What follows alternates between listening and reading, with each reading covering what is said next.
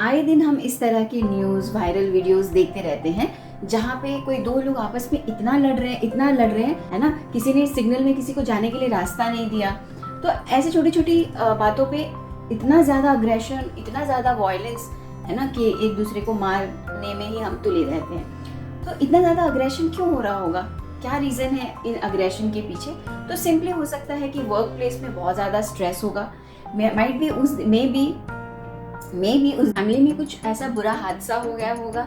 मे भी घर में वाइफ के साथ झगड़ा हो गया होगा, है ना। स्टूडेंट लाइफ में मे भी उस दिन कुछ चीज़ों की डिमांड की गई होगी, घर में पूरी नहीं हुई।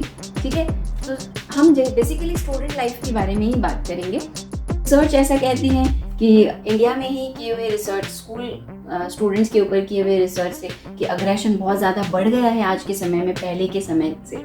उसके रीजंस बहुत सारे हो सकते हैं। कंपटीशन, है ना, टीनेज में जो चेंजेस फेस कर रहे होते हैं।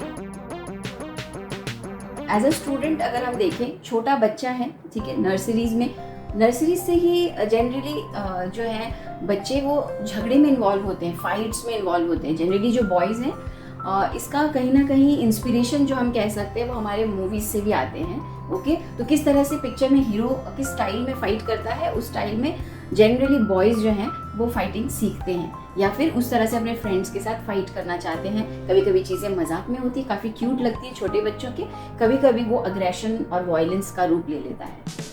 तो इसी तरह से ग्रेजुअली छोटे समय की जो आदतें होती हैं छोटे एज ग्रुप से धीरे धीरे हमें ऐसा लगने लगता है हम तो फाइटर हैं, हम तो इस तरह से बॉक्सिंग कर सकते हैं, है ना। इस तरह से हम किसी हीरो को मिमिक कर सकते हैं और अपने किसी फ्रेंड्स को या जो हमें पसंद नहीं है क्लास में, उसको हम मार सकते हैं, है ना। तो कुछ उठा के सर पे फोड़ दिया, जिस तरह एक्शन हीरोज पिक्चर में करते हैं। तो इस तरह के हमारे सराउंडिंग में बहुत सारे एग्जाम्पल्स हैं फ्रेंड, जो बचपन से लेके हमारे दिमाग में हम कह सकते हैं घर करता रहता है ना। इस तरह का एक्शन होना चाहिए, इस तरह का फाइटिंग होना चाहिए। बॉयज़ में आप जनरली देख सकते हैं, as per research men are more violent और more aggressive than females. Actually level of aggression दोनों का सेम हो सकता है, या फीमेल में भी कभी कभी अग्रेशन का लेवल ज़्यादा हो सकता है, पर फीमेल में एक्सप्रेस करने का जो तरीका है वो मेन से काफ़ी अलग होता है।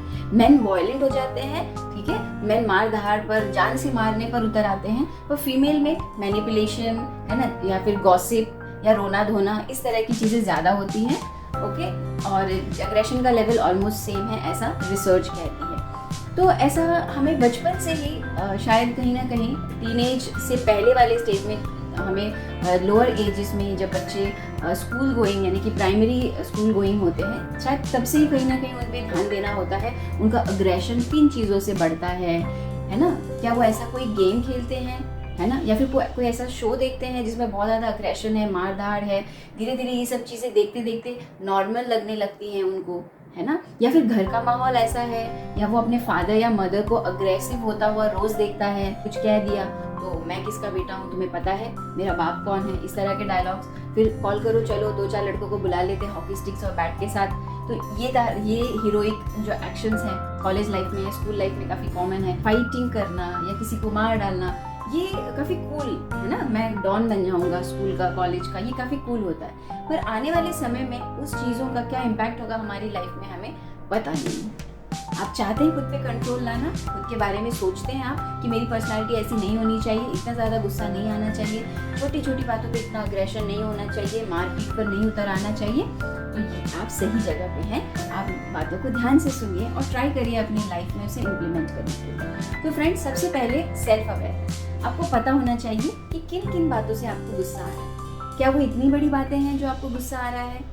कहीं ऐसा तो नहीं हो रहा आप पे किसी ने गुस्सा किया इसलिए आप वो गुस्सा किसी पे ट्रांसफ़र कर रहे हैं, क्योंकि वहाँ आप बोल नहीं पा रहे, वहाँ आपको स्ट्रेस हो रहा है ना, वहाँ आपकी गलती भी नहीं है, तो आपको कोई कुछ कह के चला जा रहा है या आपको कोई बुली कर रहा है ना, और आप उस गुस्से को कोई आपसे कमज़ोर है या कोई वीक है उस पर ट्रांसफ़र कर रहे हैं। ये काफ़ी कॉमनली देखने को मिलता है हर जगह, है ना। वर्किंग प्लेस हो, स्कूल हो, कॉलेजेस हो, कहीं पे भी फ्रेंड सर्कल में जो हमसे ज़्यादा वीक रहता है या जो ऐसे पोजीशन पे रहता है जो आवाज़ नहीं उठा पाएगा, बैक बोल नहीं पाएगा, या तो एज में छोटा है ना, या तो वो नहीं कर पाएगा, उसमें इतनी हिम्मत नहीं है, तो वहाँ जाके जनरली लोग अपना अग्रेशन जो है उसके ऊपर थोप देते हैं, क्योंकि उनको पता है वो रिटेलिएट नहीं करेगा।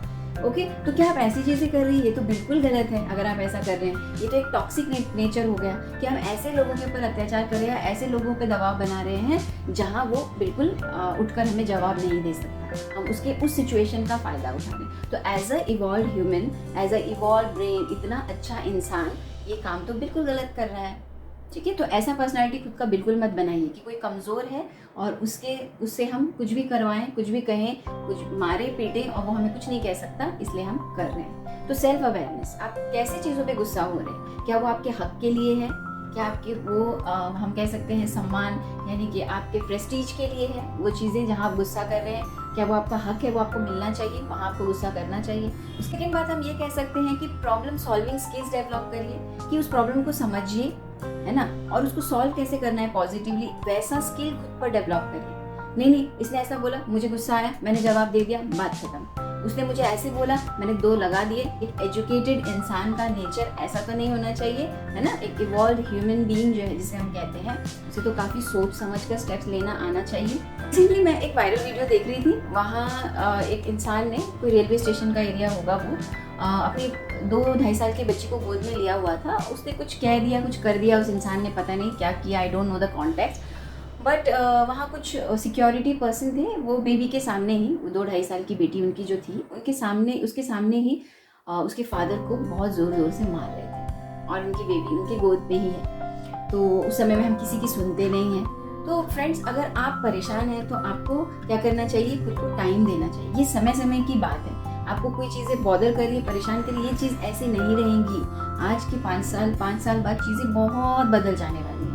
ओके, तो ये लड़ना कब है, जब अपने हक की बात आए, ठीक है, आपके सेल्फ रिस्पेक्ट की बात आए, ठीक है, आपके सेल्फ रिस्पेक्ट को अगर कोई हर्ट करता है ना, आपके हक को कोई आपसे छीनता है, वहाँ पे आपको लड़ना चाहिए। और लड़ना भी कैसे है, लीगली, ऐसे नहीं। तो फिर और किस तरह के सॉल्यूशंस हो सकते हैं। हमने कहा कि सेल्फ अवेयरनेस हो सकता है, ठीक है, अपने बारे में पता होना कि हमारा ट्रिगर पॉइंट क्या है, हमें कहाँ गुस्सा आता है, किन बातों से आता है, क्या ये इतनी बड़ी बातें हैं जिससे हमें गुस्सा आता है। प्रॉब्लम सॉल्विंग हमारा एटीट्यूड होना चाहिए कि प्रॉब्लम को किस तरह से स्किलफुली हम सॉल्व कर सकें। हमेशा छोटे से लेकर ही एटीट्यूड हमारे में होना चाहिए।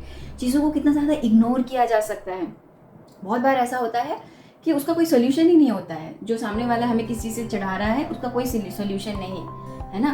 तो हमें उसको कभी कभी इग्नोर करना भी आना चाहिए। हर चीज़ को ईगो पे लेके बैठ जाएंगे, फिर वो गुस्सा पैदा करेगा, आपको पूरी तरह से इन्वॉल्व रखेगा नेगेटिव चीज़ों में, नेगेटिव बातों में, ठीक है। तो कभी कभी आप ये भी ट्राई करके देखिए कि क्या इग्नोर कर सकते हैं और अपने काम पे फोकस कर सकते हैं। यस, अगर पीसफुली आप इग्नोर करके अपना काम फोकस कर सकते हैं तो वो आपके लिए बहुत अच्छा रहेगा। कि मुझे सच में ये चाहिए, ये मार धाड़, मारपीट, सर फोड़ दो किसी का, है ना, ये गुंडागर्दी, ये चाहिए मुझे? नहीं चाहिए, किसी को नहीं चाहिए होता है ना। पेरेंट्स कभी सपोर्ट नहीं करेंगे, टीचर्स सपोर्ट नहीं करेंगे, अच्छे वाले फ्रेंड्स कभी सपोर्ट नहीं करेंगे, है ना, आपके भाई बहन दीदी कोई कभी सपोर्ट नहीं करेगा। तो हम इससे उभरना ही तो चाहते हैं, बाहर निकलना चाहते हैं, तो उसको इग्नोर भी करना आना चाहिए। बहुत बार आपने सब कुछ ट्राई करके देख लिया पर कुछ हो ही नहीं रहा है, कुछ फर्क नहीं पड़ रहा है ना, आप वैसे इरिटेटेड हो, आपको कोई परेशान वैसे ही किए जा रहा है, तो फिर आपको सपोर्ट या हेल्प की ज़रूरत है। फिर आप सपोर्ट के लिए आगे बढ़िए, है ना, हेल्प के लिए, गाइडेंस के लिए आगे बढ़िए। आप किसी को बहुत अच्छा मानते हैं, रिस्पेक्ट करते हैं अपनी फैमिली में, स्कूल में, कॉलेज में, फ्रेंड सर्कल में, है ना, कोई ऐसा है जिससे आप अपने मन की बात कहने में शर्माते नहीं हैं, झिझकते नहीं हैं, हिचकिचाते नहीं हैं, तो आप उनसे मदद मांगिए, है ना। आप अपने भी माइनस पॉइंट या नेगेटिव पॉइंट बताइए कि मैंने क्या क्या गलतियाँ की थी, मैंने कहाँ गड़बड़ की थी और किस बात से मेरा अग्रेशन ट्रिगर हो रहा है। सारी बातें ओपनली करिए, है ना। तो आप इस तरह से काउंसलिंग के लिए किसी के पास जा सकते हैं।